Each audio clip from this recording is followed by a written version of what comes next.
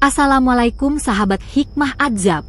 Karena setiap kisah punya pesan hikmah dan setiap dosa ada balasannya. Like dan subscribe ke channel ini sangat membantu menyebarkan dakwah Islam dan menjadi amal jariah. Namun sebelumnya bagi yang beragama Islam saya sarankan untuk menuliskan sholawat Nabi Muhammad agar kelak sholawat ini menjadi saksi untuk mendapat syafaat di akhirat. Assalamualaikum sahabat-sahabat yang dirahmati Allah. Hari ini saya akan menceritakan tentang Interpol Indonesia tangkap dukun Malaysia di Batam. Ternyata dia jaringan penculikan para ulama Indonesia. Malam itu, suasana pesantren Al-Hikmah di Jawa Tengah tiba-tiba berubah mencekam.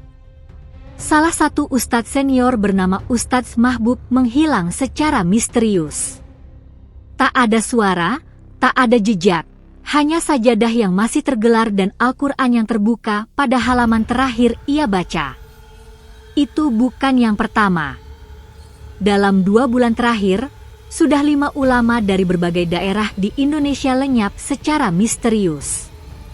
Semua dalam keadaan yang hampir serupa, hilang dalam diam, tanpa saksi, tanpa tanda-tanda perlawanan. Masyarakat mulai resah. Media sosial penuh spekulasi. Ada yang menyebut ini persekusi agama, ada pula yang mencurigai adanya jaringan rahasia. Namun pihak berwajib diam-diam sudah bergerak. Interpol Indonesia yang bekerja sama dengan Kepolisian Internasional mulai melacak pola dari setiap kasus.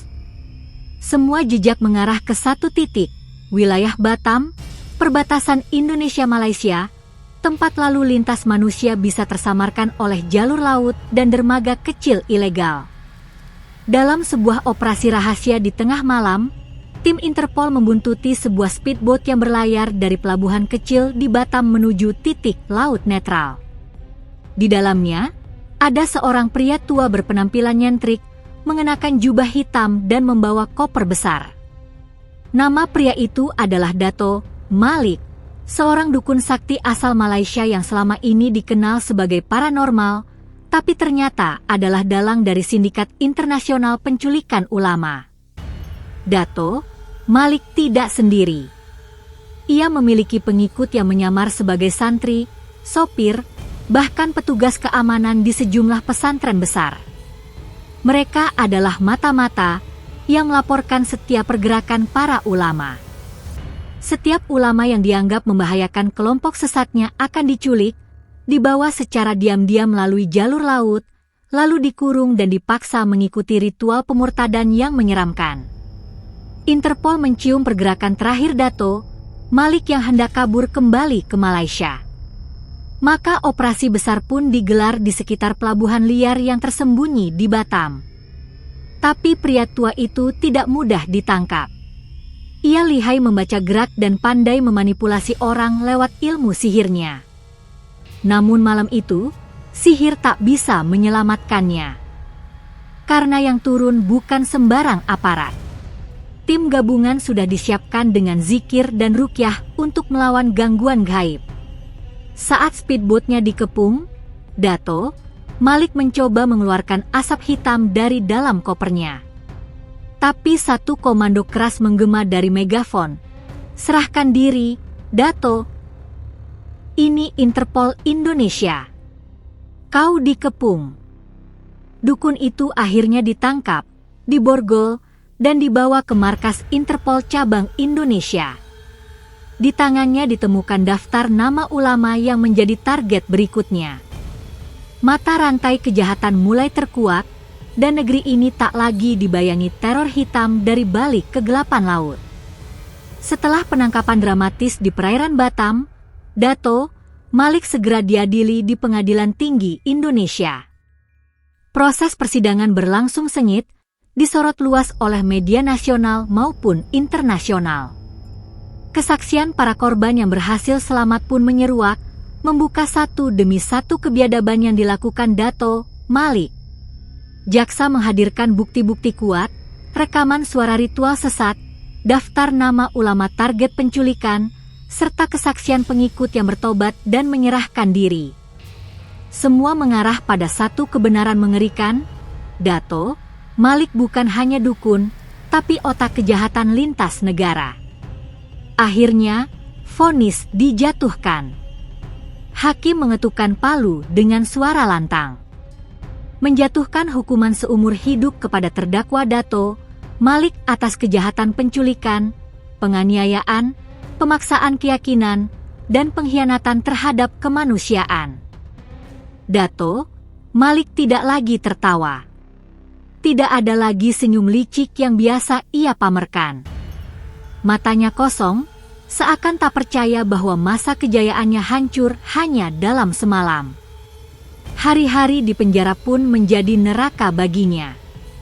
Di balik jeruji besi yang dingin, Dato Malik mulai merasakan sesuatu yang lebih menakutkan dari hukuman manusia, azab dari Allah.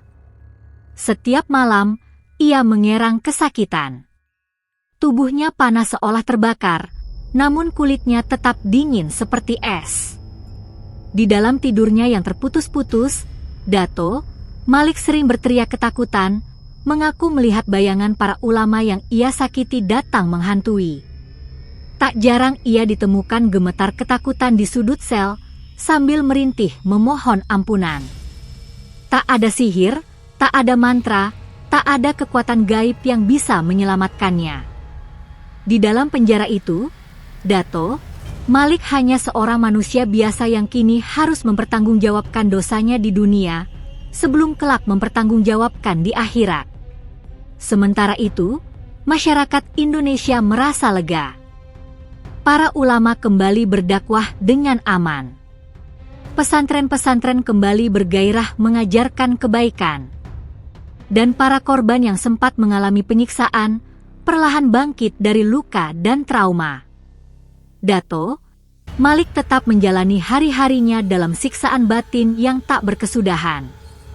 Setiap langkahnya di lorong penjara, setiap tarikan nafasnya, menjadi saksi betapa azab Allah itu benar-benar nyata bagi para penzalim. Keesokan paginya, berita tentang penangkapan orang hitam menggemparkan seluruh negeri. Media memberitakan bagaimana dukun tersebut bukan hanya penculik biasa, tetapi dalam jaringan internasional yang menjual para ulama untuk praktik ritual sesat. Pemerintah Indonesia langsung menyerahkan kasus ini ke pengadilan berat. Dalam persidangan terbuka, bukti-bukti tak terbantahkan dipaparkan. Kitab-kitab sihir, rekaman komunikasi rahasia, hingga pengakuan dari kaki tangan yang tertangkap. Hakim akhirnya memvonisnya dengan hukuman seumur hidup. Tidak ada ampun untuk orang yang telah menculik para pembela agama. Namun hukuman di dunia ini ternyata belum seberapa. Hari-hari di sel menjadi azab baginya. Setiap malam, ia mengigau ketakutan. Ia melihat sosok-sosok ulama yang pernah disakitinya datang dalam mimpi, menatapnya dengan mata berkaca-kaca. Setiap makanan yang masuk ke tenggorokannya terasa seperti duri. Tubuhnya mengurus, wajahnya memucat. Seakan Allah menurunkan azab bahkan sebelum kematiannya. Cerita ini adalah fiktif, dibuat seolah-olah nyata agar dapat diambil hikmahnya dan menjadi pengingat bagi kita semua tentang pentingnya menjaga amanah dan keadilan dalam hidup. Dari kisah ini, kita belajar bahwa kejahatan, sekecil apapun, pasti akan berbalik kepada pelakunya. Tidak ada kejahatan yang luput dari keadilan Allah. Sebagaimana dalam firman-Nya, barang siapa yang mengerjakan kejahatan, niscaya akan dibalas sesuai dengan kejahatannya, dan ia tidak akan mendapatkan pelindung dan tidak pula penolong selain dari Allah. Quran Surat An-Nisa 123. Di balik gemerlap perbatasan Batam, tersembunyi sebuah kejahatan kelam yang mengguncang negeri. Para ulama menghilang satu persatu, meninggalkan misteri yang mencekam. Hingga akhirnya, Interpol Indonesia menguak kebenaran mencengangkan. Siapakah dalang di balik semua ini? Inilah kisah nyata yang mengguncang hati dan menggugah iman. Di balik gemerlap perbatasan Batam, tersembunyi sebuah kejahatan kelam yang mengguncang negeri. para ulama menghilang satu persatu, meninggalkan misteri yang mencekam.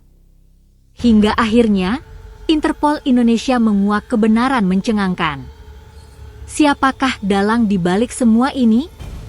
Inilah kisah nyata yang mengguncang hati dan menggugah iman. Semoga kita semua dilindungi dari tipu daya setan dan selalu dibimbing dalam cahaya iman. Jangan lupa like dan subscribe untuk mendukung channel ini agar terus menyebarkan kisah penuh hikmah. Sampai jumpa di kisah hikmah berikutnya. Wassalamualaikum warahmatullahi wabarakatuh.